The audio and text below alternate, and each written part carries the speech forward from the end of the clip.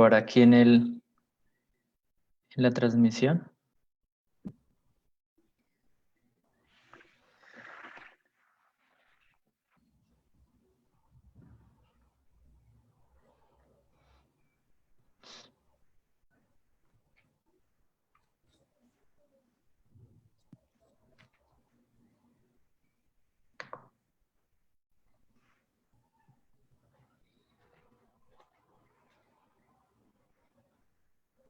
Ya te aviso, vamos a confirmar que tengamos la transmisión.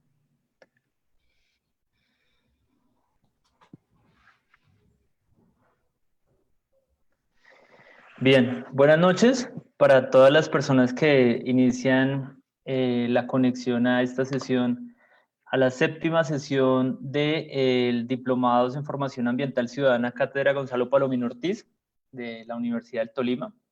El día de hoy pues vamos a continuar con la séptima sesión del Diplomado Nivel 3, que es Naturaleza y Cultura, Retos Sociales para la Construcción de Liderazgos Territoriales. Nos encontramos hoy con una expositora internacional, ella es Ini Acioli. Ini es doctora en educación. Ini, bienvenida y un saludo mientras se conectan más personas a esta transmisión. Sí, muchas gracias. Muchas gracias por la invitación, por estar aquí hoy hablando con ustedes en un momento tan desafiante en la historia de nuestras vidas, de nuestros países. Bien, ¿puedo empezar? No. Vamos a esperar un momento. En estos va creciendo las personas que se están conectando a la transmisión. Entonces vamos a ir compartiendo el link a los distintos grupos, a compartirlo en el grupo de Facebook de los estudiantes del diplomado y ya en unos minutos iniciamos. Vamos a aprovechar para darle pues algunas recomendaciones a las y los estudiantes. Recuerden que al finalizar vamos a enviar un cuestionario. No es necesario que en este chat de Facebook diligencien su nombre y código. Eso lo van a hacer es en el cuestionario. Hemos tenido pues muy buenas respuestas de ustedes en los cuestionarios. Una recomendación para las personas que nos están viendo: solo deben responder el cuestionario del nivel en el que ustedes están estudiando. Hemos tenido pocos casos, pero hay personas que son del nivel 2 y están respondiendo cuestionarios del nivel 1 o del nivel 3. Entonces es supremamente clave que tengamos en cuenta eso. Y bueno, vamos a compartir acá el enlace para los otros.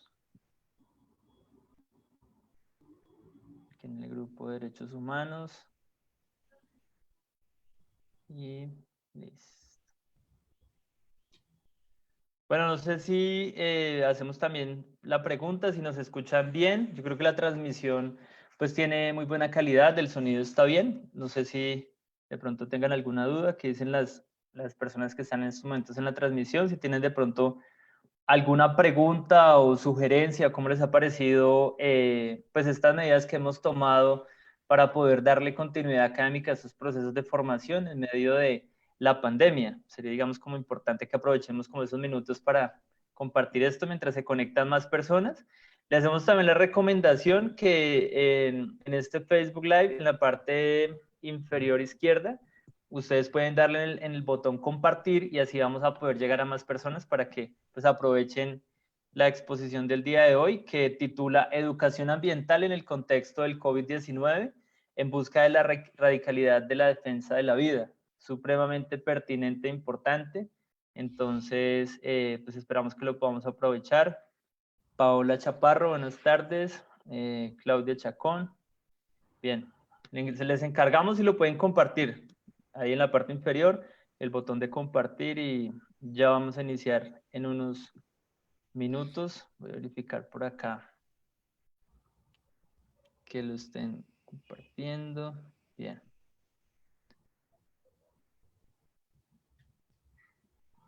No sé si tienen de pronto ustedes alguna pregunta, duda, como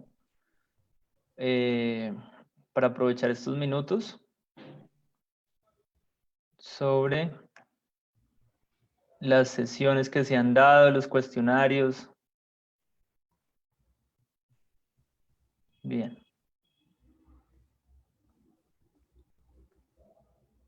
Bueno, entonces vamos a dar inicio. Buenas tardes, Néstor. Adecuada si el sonido está bien. Bien. Entonces, nuevamente le damos la bienvenida a Ini, doctora en educación de la Universidad de... Aquí tengo. Me pasó. Departamento de Educación de Angra, de Dos Reyes, de la Universidad Federal de Fluminense. Entonces, Ini, bienvenida nuevamente y si quieres, pues puedes de una vez ahí en el botón del centro compartir la pantalla para la exposición. Bien. Recuerden que al final pueden anotar algunas preguntas en el chat que vamos a estar leyendo. Entonces, muy atentos en la exposición y al final vamos a hacer unas preguntas. Bien. Listo. Listo, Ini. Ok, sí. Bien, buenas noches. Estoy acá en Brasil. Aquí es noche, pero para ustedes es buenas tardes. Primeramente, muchas gracias por la invitación. Es un gran honor para mí poder compartir con ustedes algunas de las inquietudes e ideas que yo he tenido hace algún tiempo. ¿Me escuchan bien? ¿Sí? No sé, ¿están me escuchando? Sí, sé que se escucha bien. Son los comentarios que nos llegan en el Sí. Facebook. Bien. Bien, mi nombre es Ini Ascioli, soy doctora en educación, profesora de la Universidad Federal Fluminense en Río de Janeiro, en Brasil. Yo voy a hablar mi español, que con un acento de varios países, mezclado con un poquito de portugués a veces, pero te prometo que hablaré despacito para que puedan entender, pero no tan despacio que no te dé sueño. Bueno, vamos a empezar. El tema de nuestra conversación hoy habla de educación ambiental y de la radicalidad de la defensa de la vida. Pero ¿por qué hablar de la radicalidad de la defensa de la vida y por qué buscar la radicalidad de la defensa de la vida? Bien, la pandemia enfoca el tema de la muerte, la aniquilación de poblaciones en diferentes países en todo el mundo. Muchos dicen que la pandemia afecta a todos de la misma manera o que todos estamos en el mismo bote. ¿Será verdad? Propongo hacernos un ejercicio de distanciamiento para tratar de alejarnos un poco del momento presente, que es completamente trágico para la vida humana.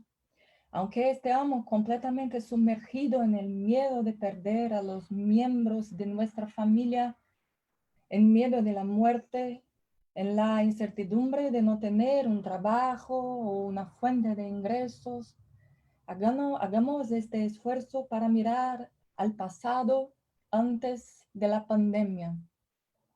Antes de la pandemia, en relación al miedo de morir o las incertidumbres sobre si uno tendría algo que comer al día siguiente, ¿estábamos todos en el mismo bote? En Brasil, en 2018, aproximadamente 13.5 millones de personas vivían en la pobreza extrema, con menos de $1.90 por día. Este número es más alto que la población total de países como Bolivia, Bélgica, Cuba, Grecia y Portugal. En otras palabras, es como si dentro de Brasil hubiera un país entero de personas que pasan hambre. Hay 72.4 millones de brasileños que no tienen acceso a saneamiento básico y viven en casas que no están conectadas a red de alcantarillado. En relación al miedo de morir, bien, en Brasil, la probabilidad de ser asesinado si eres negro es 2.7 veces mayor que si eres blanco. La mayoría de las familias que no tienen acceso al saneamiento básico son familias negras, lo que pone la población negra en una mayor condición de vulnerabilidad y riesgo de enfermedades. Varias investigaciones señalan que trabajos agotadores, falta de atención médica, mala calidad de vida, exposición a altos niveles de contaminación del aire y mala calidad de los alimentos hacen que la población negra tenga más probabilidad de desarrollar enfermedades crónicas como diabetes, obesidad, enfermedades del corazón, enfermedades respiratorias y otras. Por lo tanto, ser negro aumenta las posibilidades de estar en el grupo de riesgo para el COVID-19. En este momento, frente a la pandemia, muchos gobiernos están adoptando la estrategia de aislamiento social para reducir el contagio.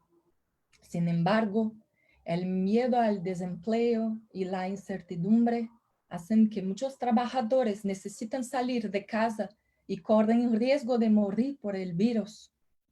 En este punto preguntamos, ¿quiénes son las personas que tienen el privilegio de poder quedarse en sus casas durante la pandemia? ¿Quiénes son las personas que están en la calle tomando riesgos para poder garantizar algún recurso para comprar alimentos? Las personas que se ven obligadas a salir a trabajar durante la pandemia y que usan los medios de transporte no ventilados y superpoblados, se infectan y contribuyen a que el virus se propague muy rápidamente, principalmente entre las personas que tampoco tienen la opción de quedarse en casa. Entonces, estamos todos en el mismo bote. Esta afirmación de que todos estamos en el mismo bote es muy común en las discusiones sobre la preservación del medio ambiente. Muchos afirman que la crisis ambiental o la crisis climática afecta a todos por igual y que por lo tanto todos deben participar en la preservación de la naturaleza. Este discurso se ha reforzado sistemáticamente, al menos desde la Convención de las Naciones Unidas ECO 92 o Río 92, que tuvo lugar en 1992 aquí en Río de Janeiro, en Brasil. Sin embargo, el tiempo ha pasado. Lo que vemos hoy es un aumento en la degradación ambiental, de los niveles de contaminación del aire y de la deforestación. El uso de pesticidas ha aumentado exponencialmente en Brasil, haciendo que cada brasileño consuma aproximadamente 7 litros de pesticidas por año en sus alimentos. Nos damos cuenta que la degradación ambiental no afecta a todos de la misma manera. Es fácil ver que los lugares donde se ubican las industrias contaminantes son donde viven las poblaciones más pobres, en su mayoría poblaciones negras. Entonces, podemos hablar de racismo ambiental. Un episodio que ilustra bien este punto es, mira, en 1991, el economista del Banco Mundial llamado Lawrence Summers escribió un documento argumentando que las industrias que producen desechos cancerosos, o sea, que hacen desarrollar cáncer, deberían establecerse en países pobres de África, ya que sería menos dañino económicamente, y que según él, en África las personas no viven lo suficiente para tener cáncer. Los neoliberales, en su discurso supuestamente racional, ponen la ganancia por encima de la vida.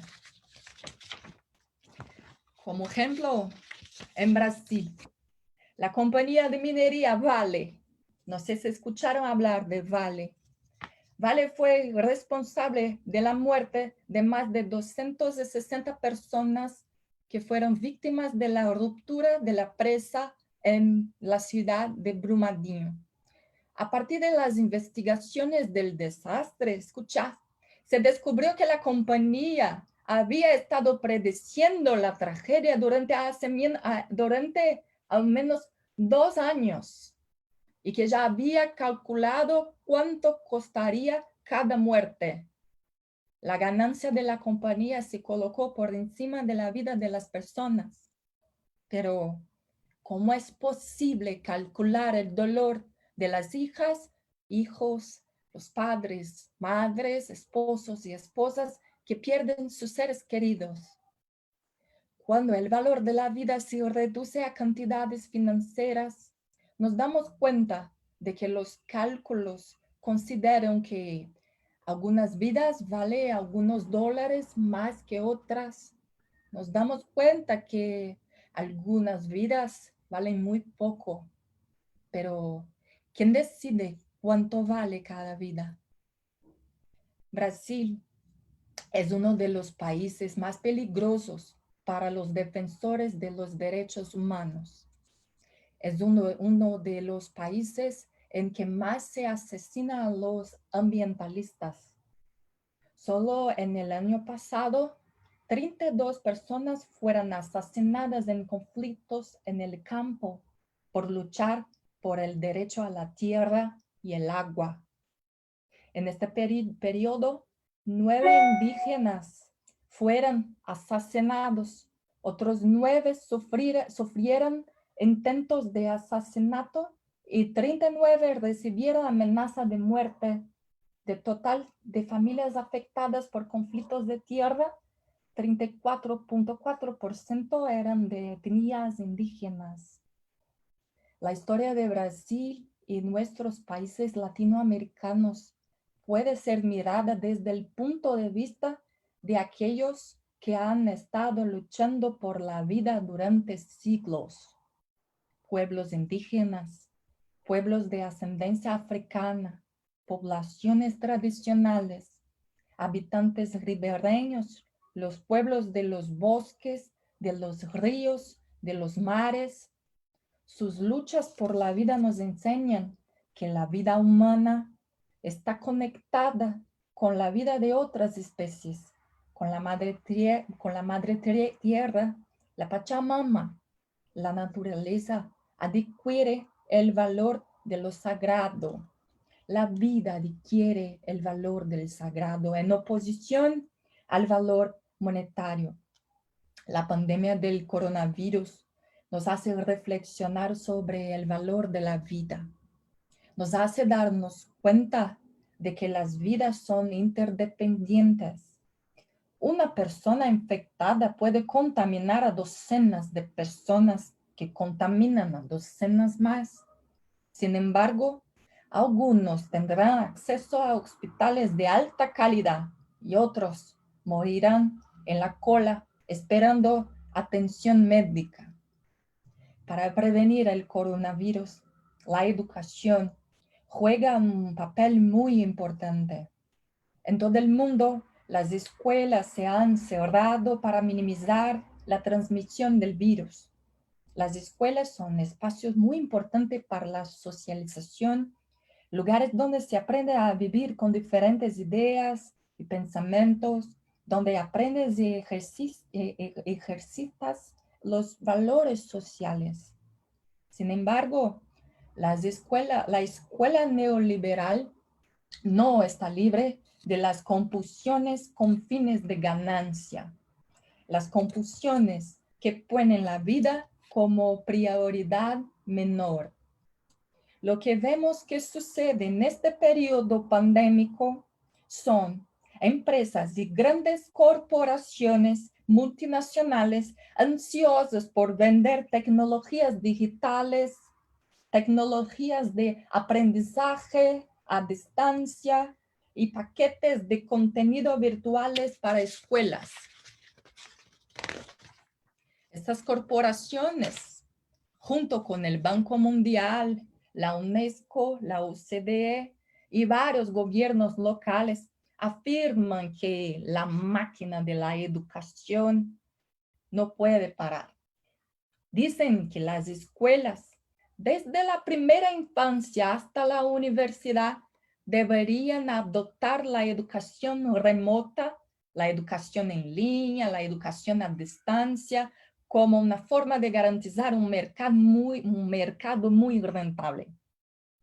Detrás de este mercado se encuentra la vida de los estudiantes, los maestros, sus familias. Cada día aumenta el número de personas infectadas y el número de muertes.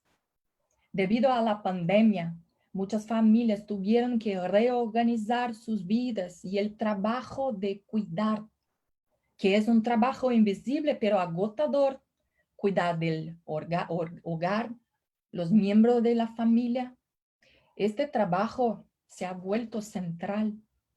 El trauma, la incertidumbre, el miedo, la angustia debilitan la salud de los estudiantes, los maestros y sus familias. Mantener la máquina de la educación funcionando a través del aprendizaje a distancia como una forma de garantizar el año escolar es inhumano. Va en contra de la defensa de la vida. Hace que los estudiantes y maestros se enfermen por otra pandemia, la pandemia de educación a distancia, que enferma a estudiantes y maestros y enriquece a las corporaciones. La educación tendría mucho para ayudar a combatir la pandemia y proteger la vida. Para eso, debería centrarse en la vida y no en las ganancias. La vida y la ganancia se vuelven incompatibles cuando consideramos que todas las vidas importan, todas las vidas tienen el mismo valor y no es un valor monetario. Colocar la garantía de la vida, de todas las vidas, como el principio de la educación, provocaría una profunda transformación en el currículo escolar. Significaría que todos los niños y jóvenes tendrían los mismos derechos de aprender los conocimientos de las ciencias, de las filosofías, de las artes, de modo que el conocimiento aprendido y desarrollado en las escuelas y universidades tengan como objetivo mejorar las condiciones de vida de las personas, el acceso a saneamiento básico, viviendas de calidad, medicina preventiva y producción de alimentos saludables sin pesticidas. Significaría que todas las culturas serían igualmente valoradas, que no sería borrada la historia de aquellos que murieron luchando por el derecho a la vida. También significaría que la vida de todas las especies sería respetada y que ninguna especie sería explotada con fines de ganancia. Poner la vida como una prioridad significa que el desarrollo tecnológico estaría dirigido a garantizar la vida de todos. Porque ¿cómo pueden los seres humanos tener tecnología para llegar a la Luna y otros planetas y no ser capaces de producir equipos de seguridad básica para médicos y enfermeros? ¿Cómo pueden morir miles de personas porque no pueden producir los respiradores que sostienen la vida de los enfermos del coronavirus? En este contexto, la educación ambiental es extremadamente importante porque en su radicalidad, la educación ambiental se acerca de la lucha por la vida. La educación ambiental crítica tiene una larga historia de investigaciones y debates sobre el daño que el sistema capitalista hace al medio ambiente y que creó las condiciones para la propagación del coronavirus. La explotación incontrolada de la naturaleza provoca la aparición de nuevas enfermedades y el regreso de enfermedades que habían sido erradicadas. Los daños a la naturaleza afectan enormemente la vida de las poblaciones más pobres, las poblaciones tradicionales, los pueblos indígenas, los residentes de los bosques o las poblaciones negras residentes de periferias. Pero en la escuela neoliberal no tiene lugar para la educación ambiental crítica que cuestiona la desigualdad en acceso a riqueza y los recursos naturales, porque esta es una educación ambiental que surge en la lucha de los movimientos sociales por tierra, vivienda, acceso al agua, por alimentos de calidad sin pesticidas, los movimientos de los pueblos indígenas, pescadores, ribereños, pequeños agricultores, los afectados por la minería y muchos otros movimientos sociales. En cada una de estas luchas se construyen aprendizajes que se registran en los recuerdos, que inspiran a las generaciones más jóvenes, que inspiran a los grupos de otras partes del mundo a luchar también.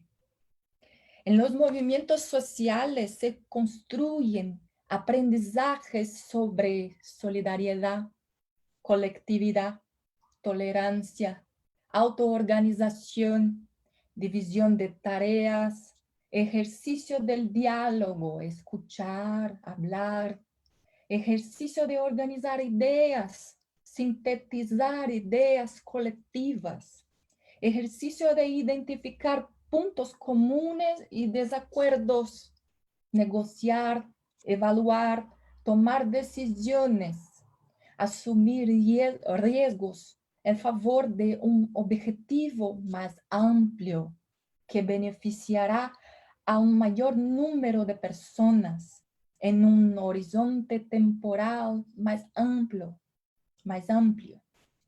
En síntesis, los aprendizajes que son desarrollados en los movimientos sociales tienen mucho a ayudar en la construcción de una nueva sociedad post-pandemia. La pandemia nos enseña que la avaricia de los capitalistas no tiene límites. Para que comprenda la concentración de la riqueza, 2.153 multimillonarios tienen más riqueza que 4.6 millones de personas en el mundo. En otras palabras, 2.000 pocas familias tienen más riqueza en sus manos que 60% de la población mundial. Y esa avaricia condena a muerte poblaciones enteras. Esto no es nada nuevo para aquellos que han estado luchando durante años contra este sistema capitalista, un sistema que se expande explotando la vida humana, el trabajo y la naturaleza. La pandemia también nos enseña que es urgente luchar en defensa de la vida, pero de todas las vidas, porque todas las vidas importan. La vida debe ser el criterio para pensar a la economía y no al revés. Pero para eso es necesario llevar a cabo una transformación social radical. Se trata de proponer soluciones que cuestionen la destrucción de la naturaleza y los ecosistemas, que cuestione la idea de una sociedad marcada por los intereses individuales, que cuestione la mercantilización de la educación, de la ciencia, de la salud, de la cultura y la mercantilización de la vida. Por fin, para garantizar la vida, es necesario derrocar este sistema que produce la muerte, el sistema capitalista. Muchas gracias.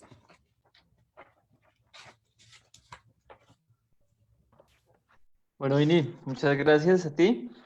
Pues desde luego muy profunda la reflexión, importante resaltar, me parece a mí, y pues ya vamos a darle también la palabra a la gente con los comentarios por chat, de recalcar precisamente que en estos momentos se desconoce un poco cuál ha sido esa crisis en la cual ya estábamos viviendo, ¿no? Esa crisis social y ambiental, esa crisis de valores, esa crisis generada por el modelo capitalista y que en estos momentos de pandemia no es algo producto de un murciélago, un animal, sino ha sido precisamente de esa forma con que hemos tratado los ecosistemas, desplazado fauna y ese mal relacionamiento que deteriora. Y cómo en medio de esa crisis, pues surgen discursos también que dicen, no, es que eso nos afecta a todos y realmente en ese todos hay diferentes tipos de ciudadanos y privilegios y desde esos, pues, desde luego los más vulnerables son los más afectados.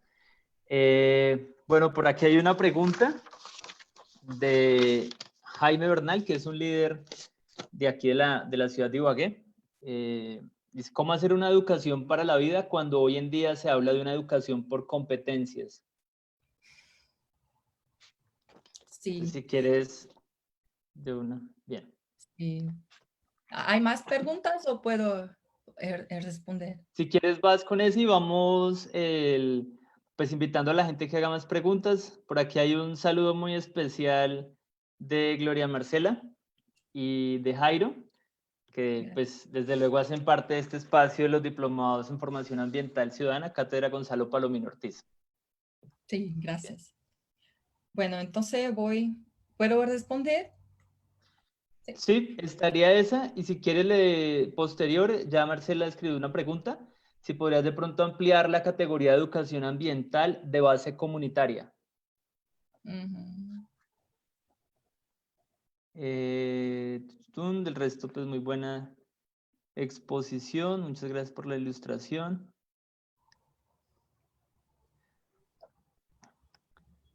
Hay algunas personas que, bueno, aquí Wilmar Rodríguez dice que tiene de pronto un problema con la interrupción. A veces no es problema de la transmisión, sino de la recepción de la señal que tienen ustedes. Digamos, la mayoría de personas y aquí hemos tenido como muy buena conexión. Y Jairo Andrés Velázquez, también el profesor, ¿qué aportes ha generado la educación ambiental crítica en Brasil, aún en medio de las dificultades evidenciadas en materia ambiental? Yo creo que ahí, ahora sí, te damos la palabra y después vamos con las otras. Sí, bueno, muchas gracias por las preguntas. Bien, la primera pregunta es muy importante porque la escuela neoliberal está toda estructurada en competencias.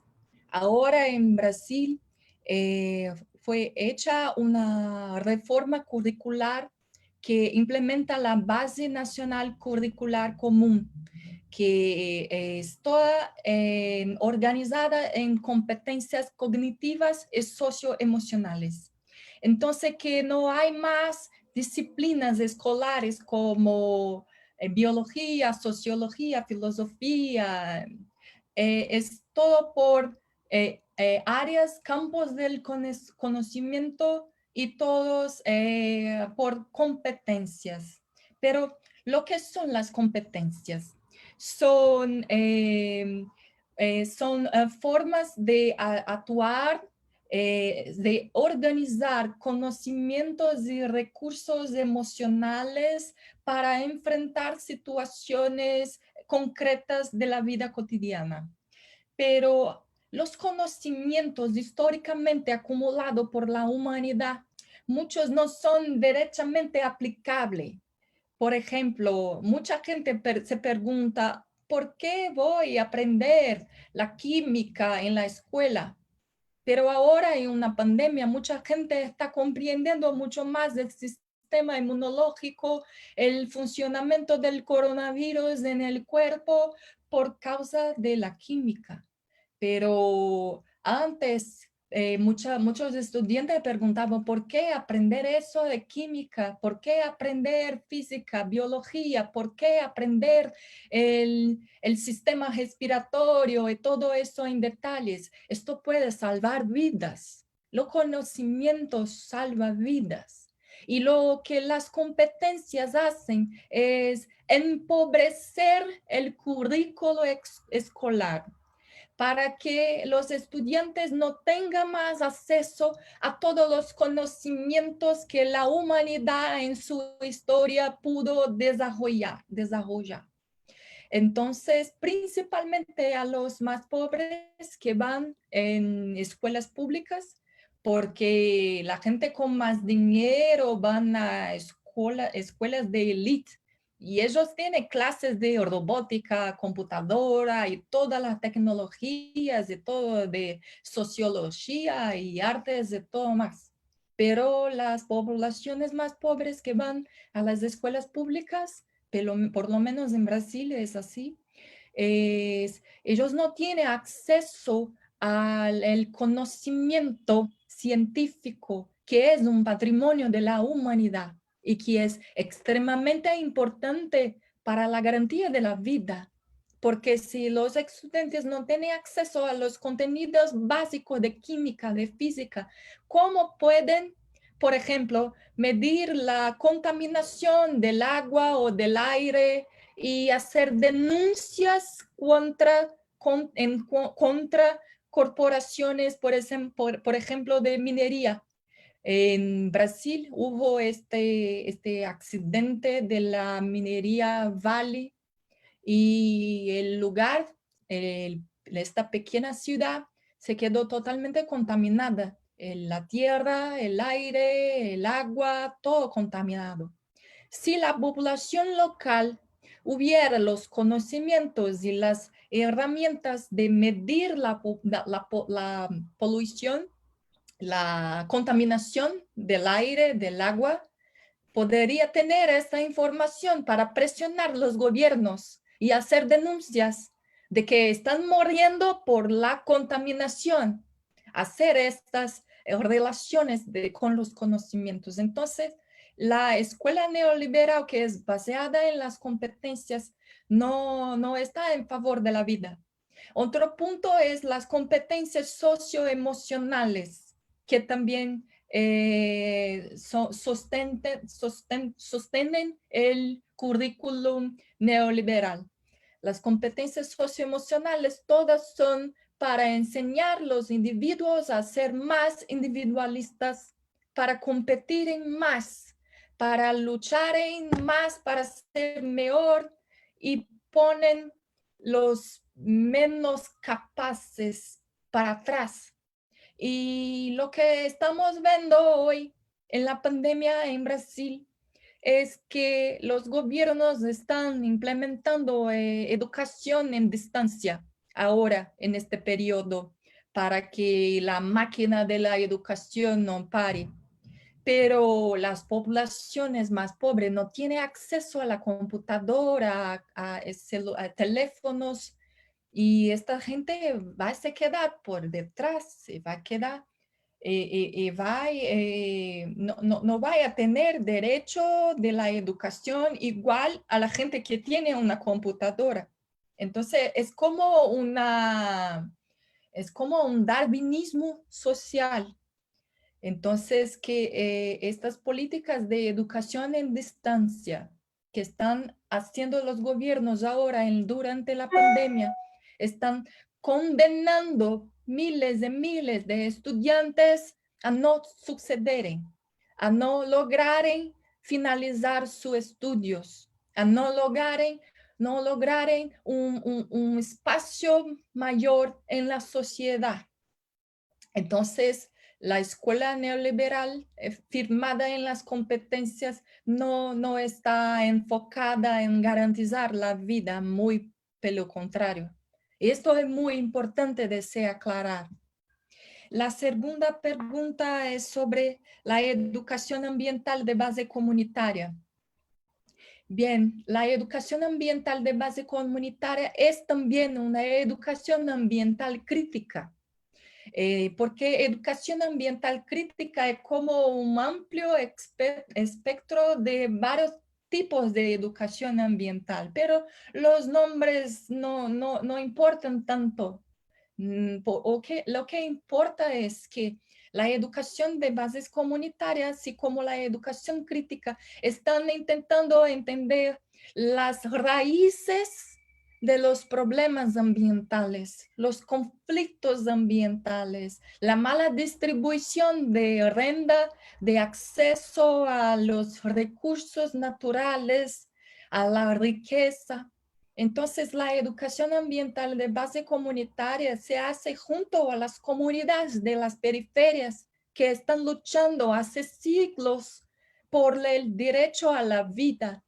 Entonces, en la educación ambiental de base comunitaria, la lucha por el derecho a la vida es una cosa que es central, porque las poblaciones que viven en periferias tienen que luchar todos los días por la vida, sea por causa de contaminación del agua, de falta de acceso al agua, contaminación del aire, sea por la actuación de minerías, sea por todos los problemas y conflictos que nosotros conocimos en Brasil, en Colombia y otros países latinoamericanos y también en África.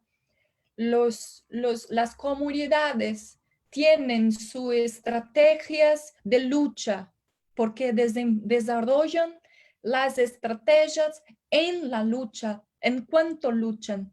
Entonces, la educación ambiental de base comunitaria intenta comprender estas luchas, intenta comprender los aprendizajes que se hacen cuando se lucha y también fortalecer la lucha, porque lo más importante es cambiar la sociedad y garantizar la vida de todos. Bueno, y la tercera pregunta es cómo la educación ambiental crítica está enfrentando las dificultades ambientales en Brasil. ¿Es esta pregunta específica durante la pandemia o no?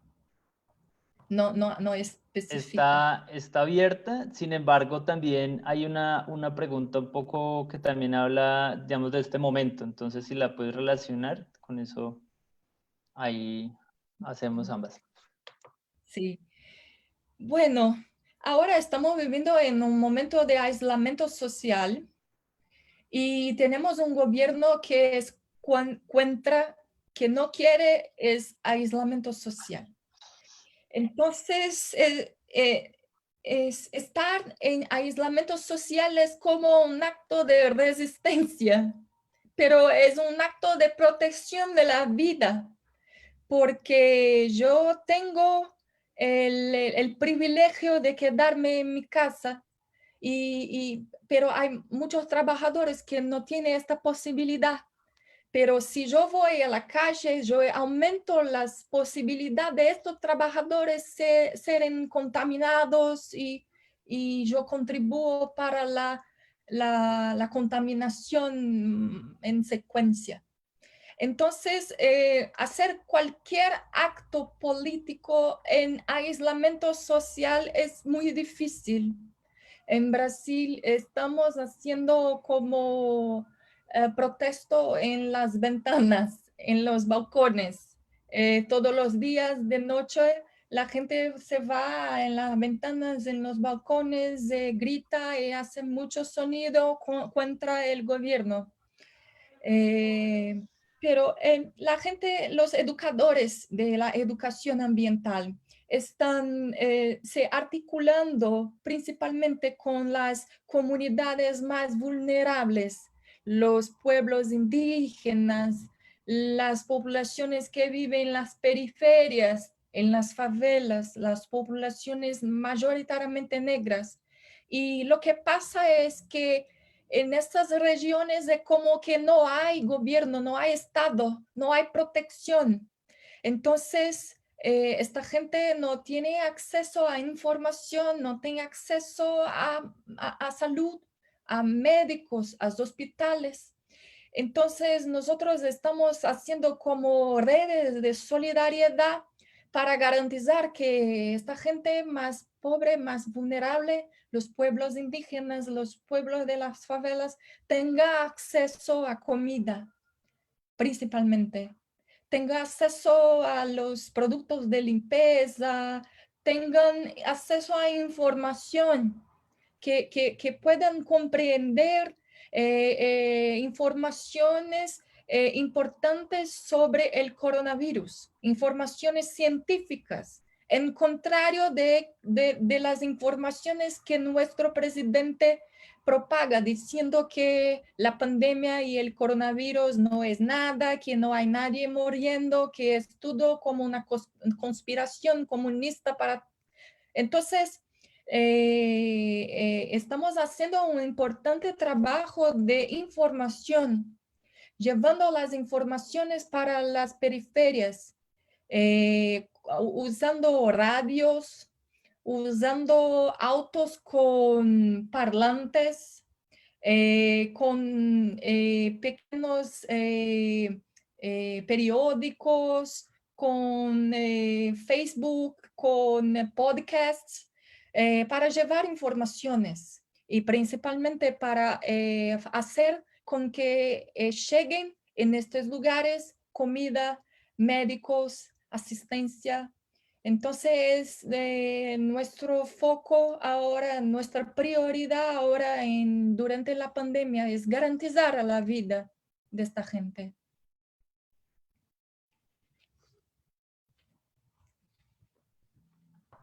Bien, voy a seguir leyendo algunas preguntas y comentarios. Entonces, por acá, Renzo Alexander García Parra, líder ambientalista, también parte de este equipo. ¿Cómo hacer que la educación ambiental interprete la realidad concreta y promueva las grandes transformaciones que reclama la sociedad en general, que ayuda a garantizar los derechos de los pueblos y la naturaleza? Y también Lina Ramírez pregunta, ¿cuál sería el nivel o la armonización en lo presencial o virtualidad debido a esta coyuntura, ya que los chicos por el hecho de estar agobiados por la situación, digamos, creo que es un poco resaltando todo el tema el tema psicosocial que se genera a través del proceso de educación virtual y cómo poder afrontarlo. ¿Puedes repetir la ¿Sí? pregunta? ¿Puedes repetir esa pregunta? Esa pregunta. ¿Cuál sería el nivel o armonización en lo presencial o virtualidad? Entonces, en esa relación presencial-virtualidad, debido a esta coyuntura, ya que los chicos por el hecho de estar agobiados por esta situación. Hay uno que dice, me gustaría que reflexiones sobre el ataque al trabajo de Paulo Freire en el contexto del actual gobierno brasileño. Gloria Marcela, la profe dice, ¿cómo se debate la educación ambiental crítica en medio de un país con gobierno opresor como lo tiene Brasil en este momento? Creo que con la pregunta anterior se podría enlazar. Aparte de un respiro a la madre tierra debido al COVID-19, ¿qué otro beneficio tenemos en estos momentos? Y Julieta Londoño, podría verse como una competencia del individuo, la sensibilidad ambiental. Vamos por ahí, ya iríamos con el último bloque después de preguntas. O si quieres sigo, no sé, creo que van varios. No, sí, sí. Bueno, la primera pregunta, no sé si capté. Sí, La primera la fue de Renzo, sí. ¿Cómo hacer que la educación ambiental interpele la realidad concreta y promueva grandes transformaciones que reclama la sociedad en general, que ayuda a garantizar los derechos de los pueblos y los derechos de la naturaleza? Que pues ese ha sido uno de los grandes avances también en las últimas décadas, ¿no? El tema de la naturaleza como sujeto de derechos. Y eso ha sido pues también un avance en ese proceso de la educación ambiental y sobre todo esa educación o ese proceso de la educación de base comunitaria en los procesos de resistencia. Bien. Bien, ¿cómo interpelar a la realidad concreta para cambiar la realidad? Bueno, Paulo Freire es un autor muy importante porque él tiene este concepto de praxis, que es reflexionar sobre la realidad, cambiar y reflexionar como un movimiento de reflexión, transformación, acción y reflexión y acción, pero con el objetivo final del cambio social, la transformación social. Pero, ¿cómo hacer los análisis de los retos de la sociedad, que son muchos? Bueno, tenemos muchos autores de la pedagogía crítica, los autores de base marxista, los autores de la Escuela de Frankfurt. Entonces, es muy importante comprender el sistema capitalista, porque si intentamos encontrar soluciones sin cambiar el sistema capitalista, nos quedamos en el mismo problema, porque el sistema capitalista tiene una capacidad de transformación, de mutación muy, muy grande. Es como es coronavirus. Coronavirus se cambia y muta muy rápido. Así es el capitalismo. Está siempre cambiando y se adaptando para se mantener. Pero nosotros, los educadores ambientales, cuando empezamos a analizar profundamente las raíces del sistema capitalista, y Marx nos ayuda mucho en esto, comprendemos que esto es un sistema que es basado en la explotación del trabajo, explotación de la naturaleza, de la tierra, de todos los bosques, de todo que se puede ser explotado es explotado, incluso la subjetividad de las personas, la individualidad, se cambia en mercancía, todo vira mercancía en el capitalismo. Incluso un capitalismo verde, un capitalismo sostenible. Esto no es posible. El capitalismo no es sostenible porque él es basado en la explotación, en la propiedad privada, que hace que cuando hay alguno con propiedad privada, significa que hay muchos sin propiedad. Esto es la cuestión, por ejemplo, de la desigualdad, que hay algunos con mucha propiedad y otros muchos sin ninguna propiedad. Entonces, la base del capitalismo es una base que no es sostenible. Entonces, para nosotros los educadores ambientales es muy importante comprender las raíces del capitalismo e intentar descubrir y desarrollar metodologías de pedagogías que podamos colectivamente encontrar soluciones, porque las soluciones no pueden ser individuales, hay que ser colectivo. Por eso la educación ambiental de bases comunitarias es una educación ambiental que trae la posibilidad de transformación a partir del momento que incluye como un presupuesto colectivo, el colectivo. Y un colectivo con demarcación de clase, género, etnia. Entonces, y la demarcación de ser en poblaciones oprimidas, las que más sufren con el sistema capitalista. Entonces, cuando nosotros empezamos a mirar por la perspectiva de los oprimidos, nosotros empezamos a comprender mejor la sociedad. Bueno, y ahora la cuestión de la coyuntura y la cuestión de presencial y la virtualidad. Y la cuestión que los niños y los jóvenes que están sin escuela están sí muy, muy ansiosos, nerviosos y todo eso porque siente falta de sus amigos, maestros, falta de este ambiente que es tan importante para la socialización de niños y jóvenes. Pero cuando tenemos que comprender que ahora es lo más importante es la defensa de la vida, porque el aprendizaje está ahí cuando se enfoca en la defensa de la vida. El aprendizaje no está solamente en los contenidos escolares. Entonces, cuando los gobiernos hacen estas propuestas de no parar la máquina de la educación, ellos están solamente preocupados con el lucro porque quieren una oportunidad para vender paquetes de productos de empresas de tecnologías virtuales.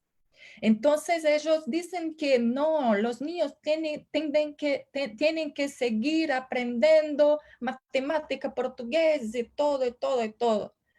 Pero los niños y los jóvenes están con mucho miedo. Es imposible aprender los contenidos como si nada estuviera aconteciendo. Nosotros estamos con mucho miedo. Nosotros los maestros, los profesores también sentimos mucho miedo. Entonces, el aprendizaje es esta de centrar nuestras energías en la defensa de la vida. Entonces, lo que la escuela puede hacer, bueno, seguro que no comprar los paquetes prontos de las corporaciones, porque esto no está en defensa de la vida. Pero tal vez encontrar, desarrollar formas de estar en contacto con las familias, con los jóvenes, con los niños, para hablar de otros contenidos, no sé, contenidos que no están en el currículo neoliberal de las competencias. Esta es una oportunidad también de hablar de otras cosas que van a traer un poco más de alegría, un poco más van a reforzar el senso de colectividad, de solidaridad. Entonces, esto sería una contribución de las escuelas mucho más importante. También una cosa importante, informaciones sobre salud, porque como dice, las poblaciones más pobres, por ejemplo, en Brasil, no tienen acceso a información verdadera, científica, sobre lo que significa la pandemia, cómo se transmite el virus, cómo se protege del virus. No tiene acceso a estas informaciones. Esto es prioridad. Entonces, el presencial ahora en la pandemia no es posible, pero lo virtual puede ser utilizado con el fin de garantizar la vida y hacer con que los estudiantes no se sientan tan solos, no sientan tanto miedo, porque que tenga acceso a informaciones que ayuden a lidiar con el miedo, a comprender el miedo. Entonces, creo que esta cuestión de presencial y virtual, no es que el virtual sea malo, no, pero el virtual no está siendo utilizado con el propósito de garantizar la vida. Y esto es un error muy grande. La cuestión de Paulo Freire del ataque es, yo recién publiqué un capítulo en un libro exactamente hablando sobre esto. ¿Por qué Paulo Freire sigue siendo atacado por los gobiernos brasileños? Este libro está en inglés, se llama Critical Pedagogy in Uncertain Times. Fue publicado por la editora Palgrave Macmillan. Después puedo pasarlo el nombre del libro. fue recién publicada semana pasada. Y en mi capítulo yo hablo un poco de la historia de la dictadura en Brasil, que Paulo Freire fue a cárcel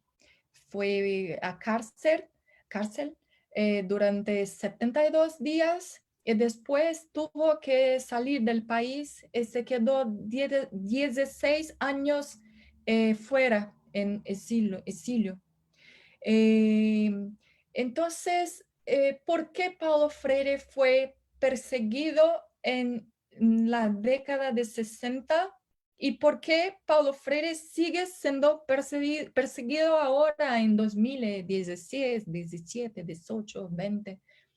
Entonces, en mi capítulo yo hablo un poco sobre esto, que Paulo Freire, en la década de 60 en Brasil, los analfabetos no podrían votar, no tenían derecho a votar, a influenciar la política local. Entonces, Paulo Freire hizo ¿qué? Alfabetización con la gente. Entonces, como que en poco espacio de tiempo, mucha gente se puede empezar a votar. Y esto fue un cambio político, esto es una amenaza, fue una amenaza para el sistema ali local, que estaba acostumbrado con la coordinación de los votos de la población. Entonces, alfabetizar la gente en la década de 60 en Brasil tenía un fundamento político muy derecho. Era una posibilidad concreta de que la gente pasase a tener voz, pasase a influenciar la política. Entonces, esto es muy peligroso. Y por eso en la década de 60, Paulo Freire fue a cárcel. Además, porque su intento no era solamente alfabetizar, sino alfabetizar también políticamente. No solo enseñar a leer las palabras, pero a leer el mundo, la realidad. Pero no solo leer, pero para cambiar la realidad. Entonces, Paulo Freire fue para fuera de Brasil, se quedó 16 años afuera y volvió en la final de los 80. Él no tuvo más oportunidad de trabajar con políticas públicas. Él estuvo como 1, 2 o 3 años en la Secretaría de Educación del Estado de São Paulo, de la ciudad de São Paulo, pero fue un espacio de tiempo muy, muy pequeño. Entonces, Paulo Freire de facto no influenció tanto los sistemas educacionales brasileños en cuanto a política pública. Entonces, ¿por qué sigue siendo perseguido y atacado por los gobiernos ahora en 2020, 2018? ¿Por qué? Porque Paulo Freire, además de ser un educador que enseñó a mucha gente a leer, también era un educador que defendía la escuela pública, la universidad pública, y también defendía el derecho a la vida, defendía a los oprimidos. Entonces, para un gobierno que es en contra a vida, que quiere más que los oprimidos se mueran todos, que es un gobierno que lleva a cabo un proyecto de darwinismo social. Entonces, para este gobierno es necesario atacar a Paulo Freire, matar a Paulo Freire más una vez. No, ¿tengo más tiempo o mi tiempo? Sí. Sí, dale, dale, tienes tiempo y iríamos después con el último bloque de preguntas. Porque tengo aquí más bien la educación crítica, educación ambiental crítica frente al gobierno Bolsonaro. Bien, el gobierno Bolsonaro intentó cerrar el Ministerio de Medio Ambiente, no logró, pero cerró todos los departamentos de educación ambiental en el Ministerio de Educación y en el Ministerio de Medio Ambiente. Entonces, que el gobierno cerró todas las políticas públicas de educación ambiental que había en el país. Y también esto es una cosa muy importante. Brasil es como una referencia de implementación de educación ambiental como política pública. Yo estuve año pasado en la Corea del Sur a convite del Ministerio de Medio Ambiente de Corea del Sur para hablar de la experiencia brasileña en la implementación de políticas de educación ambiental, porque Brasil tiene más de 10 años, tenía más de 10 años de experiencia en implementación de políticas de educación ambiental. Y solamente Brasil, Estados Unidos, Japón, Taiwán fueron invitados por el gobierno de Corea del Sur. Entonces, el gobierno Bolsonaro cerró y finalizó importantes políticas de educación ambiental que fueron desarrolladas desde final de los 80, cuando nosotros salimos de la dictadura militar. Entonces, después de la dictadura militar, empezamos en un movimiento de construcción de una democracia con algún intento de que esta democracia fuera una democracia participativa. Y la educación ambiental tuvo un papel muy importante en la construcción de espacios de democracia participativa, como comités, como consejos, cámaras, como espacio de discusión de política pública, y que la sociedad civil, las poblaciones más afectadas por ejemplo, por industrias de minería, las poblaciones más vulnerables tenían voz en estos espacios para hablar y llegar a algún consenso. Es claro que esto no era perfecto, esto no era un proceso así tan democrático cuanto podría ser, pero era un intento muy importante de construcción de democracia participativa. Yo tengo también un texto escrito sobre eso, también en inglés, sobre la trayectoria de implementación de políticas de educación ambiental junto con la trayectoria de construcción de una democracia participativa en Brasil. Yo analizo en mi texto la conjunción de la educación ambiental con la construcción de la democracia participativa. Entonces, el gobierno de Bolsonaro no es un gobierno democrático, es un gobierno bastante fascista. Entonces, que la educación ambiental con este viés de participación democrática no es una educación ambiental que va a tener espacio en este gobierno. Pero nosotros los educadores estamos acostumbrados a luchar, estamos acostumbrados a luchar y a luchar junto con las poblaciones que luchan por el derecho a la vida, porque la educación ambiental, en el fondo, habla del derecho a la vida, garantizar la vida humana y también la vida de las otras especies, pero la vida humana no está garantizada. Entonces, es un reto muy difícil ser un educador ambiental durante este periodo de gobierno Bolsonaro, principalmente porque el número de asesinatos de ambientalistas está más grande. Este gobierno contra los movimientos sociales, contra los ambientalistas. Entonces, que nuestras vidas también están en riesgo. Entonces, es un reto muy difícil, pero es una necesidad luchar por la vida.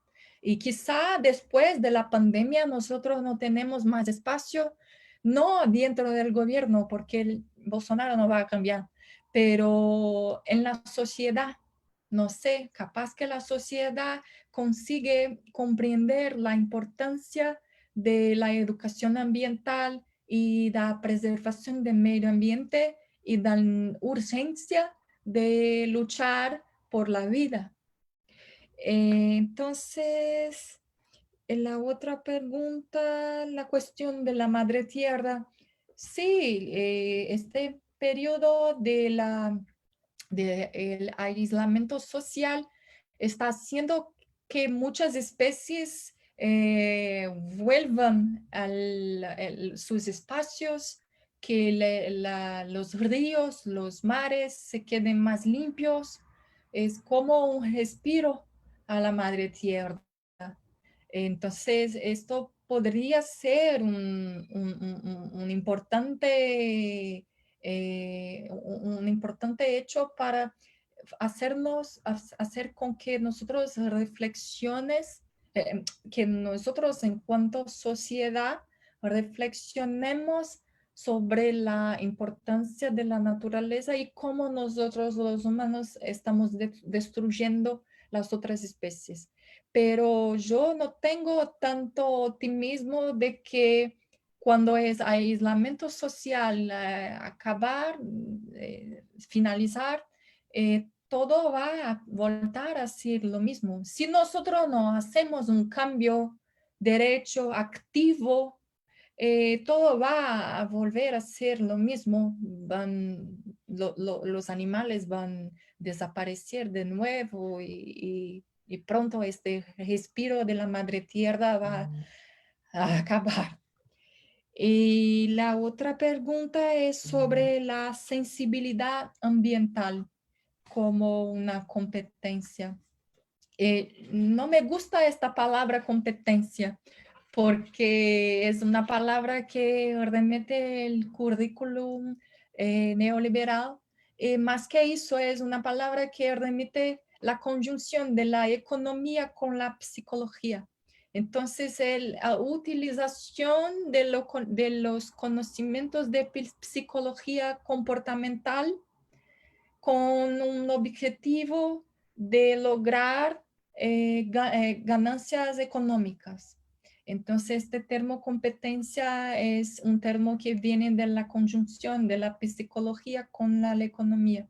Entonces, no me gusta de usar este termo, pero la sensibilidad ambiental es muy importante y creo que ahora que la gente que está cerrada en sus casas, en sus apartamentos tan chiquitos, están sintiendo mucha falta de tener contacto con la naturaleza. Entonces creo que cuando el aislamiento social termina, la gente va a sentir mucho más la naturaleza, el aire, la importancia de tener contacto con la tierra. No sé, creo que va a ser una necesidad de las personas y tal vez las personas empiecen a reclamar que las escuelas pasen a tratar también de este asunto de la sensibilidad ambiental. Bueno, no sé si creo que respondí todas las preguntas. Sí, sí, yo creo que ahí estaría ese segundo bloque. El tercer bloque, pues viendo las preguntas del chat, yo creo que sería como pertinente sobre todo resaltar ese componente del ejercicio político. Y lo digo ¿por qué? Porque el modelo capitalista ha creado esas formas de pensar, de sentir y de actuar en sociedad que son acordes al mismo modelo y en eso el Estado, o lo que creemos de Estado social de derecho, pues aparentemente es un Estado neutral. Y mucha gente piensa que el ejercicio de la educación se limita incluso a la escuela y que estas lecturas que son amplias son lecturas políticas de ejercicio netamente de oposición o de una carga ideológica. Incluso aquí en Colombia estuvo hace poco un debate, bueno, hace poco no, es un debate que siempre se ha tenido en los educadores, y es precisamente que el proceso de investigación de develar esos privilegios, esas desigualdades, esas injusticias sociales han hecho a que se promueva a través del ejercicio académico la visibilización de esas injusticias y de ese modelo que, como lo pones tú, ese modelo de muerte versus a ese modelo de la vida. Entonces aquí surgen algunas preguntas frente a ese rol de la educación como ejercicio un poco de oposición. Entonces, Javier Giraldo, ¿se está enfocando la educación ambiental hacia la sensibilización de las realidades e interrelaciones de la naturaleza y la sociedad o hacia una forma de oposición política?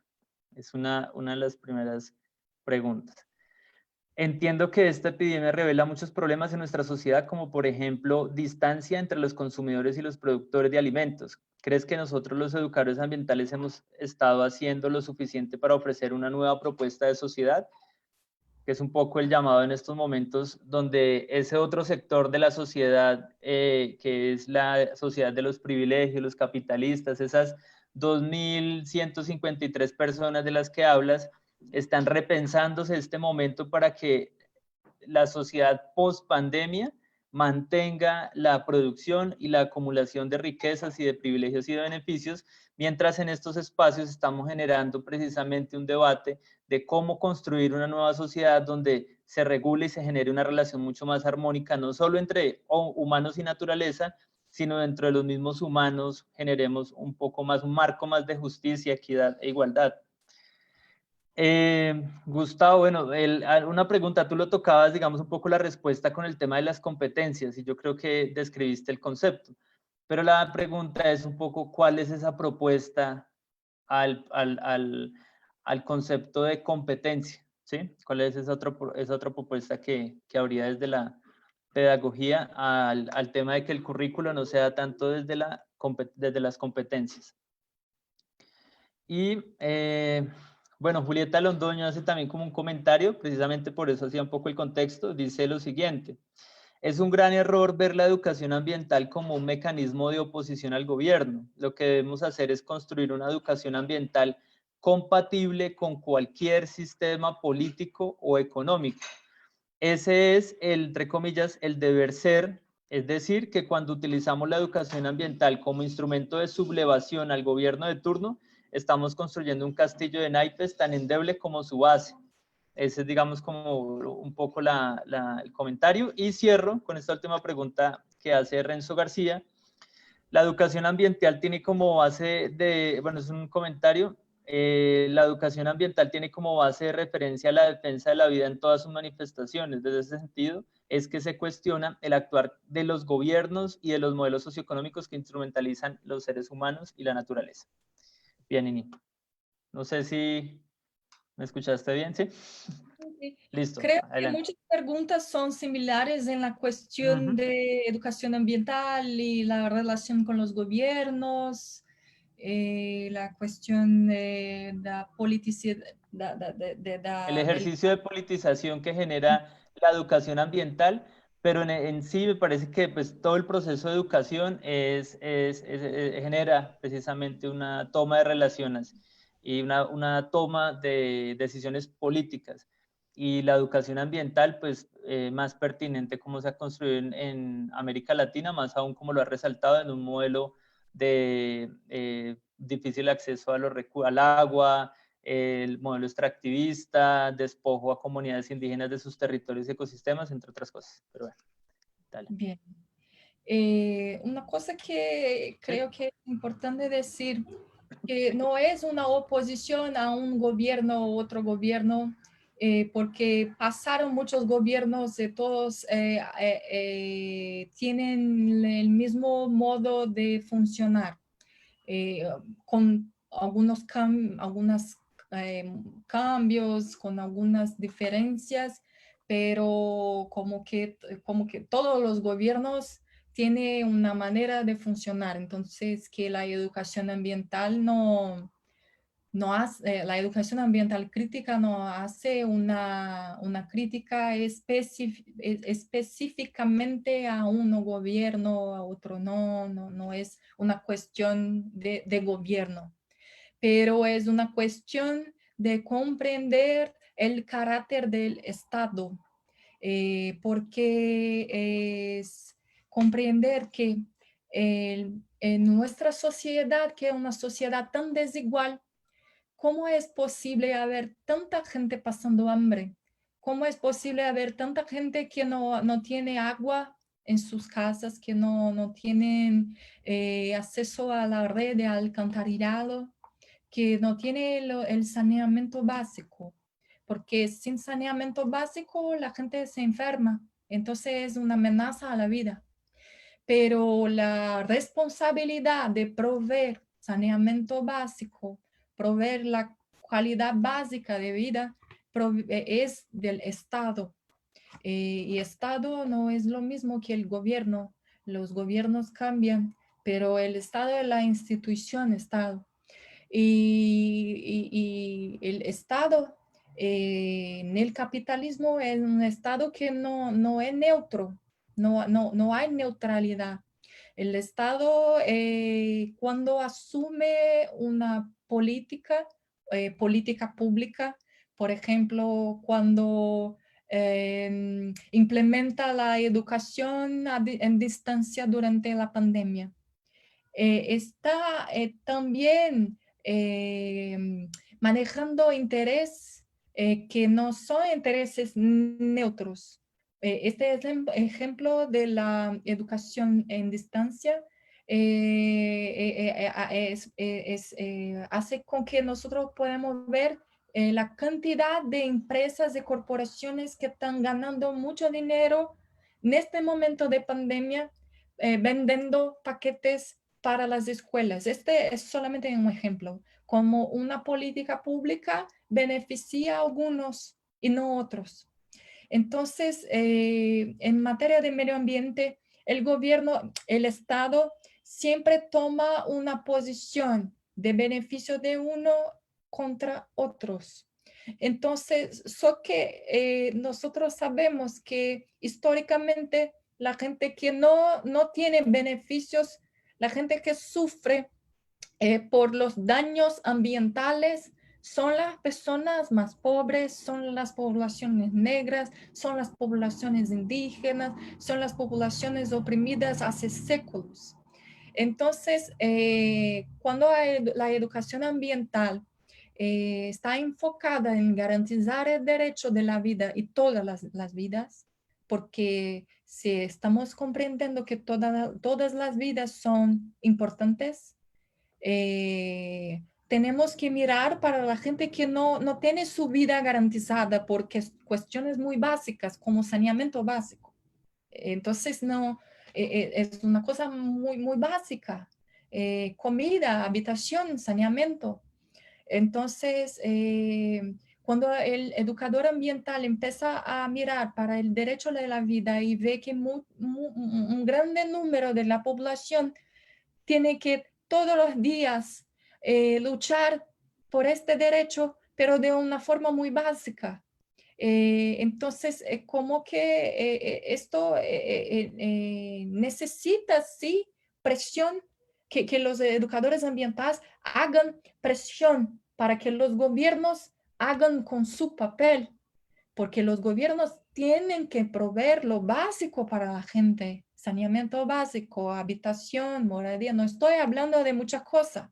Saneamiento no es mucha cosa.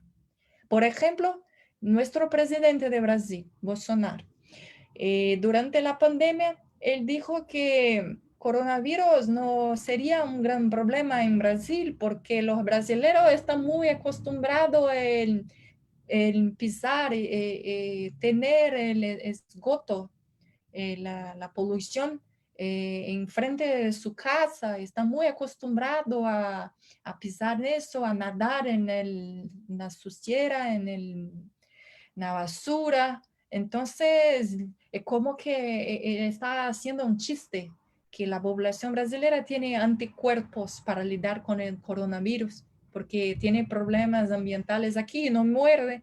En su discurso era eso. Entonces, ¿cómo que un educador ambiental va a escuchar eso y no va a hacer nada? Porque si nosotros no nos preocupamos con la vida y todas las vidas, tenemos que hacer alguna cosa. Entonces, por eso que en este momento, ser un educador ambiental como que te obliga a tomar decisiones en contra de este gobierno que está produciendo la muerte. Entonces, no es una cosa de, porque no me gusta este gobierno. No, está produciendo la muerte de mucha gente. Esto es muy serio. No es solamente una cuestión de que no concordo, no concordo, no me gusta. No es eso. Entonces, no sé si respondí a esta cuestión. Y la otra cuestión es que la cuestión de las competencias. ¿Qué tipo de alternativas para un currículo que no fuera basado en competencias?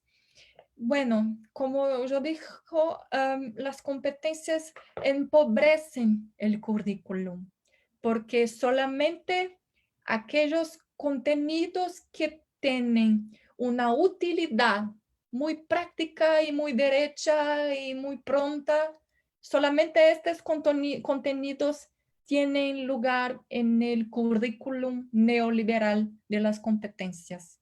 Entonces es un currículum muy utilitarista. Si algo tiene utilidad, bien; si no tiene utilidad, no. Pero ¿quién dice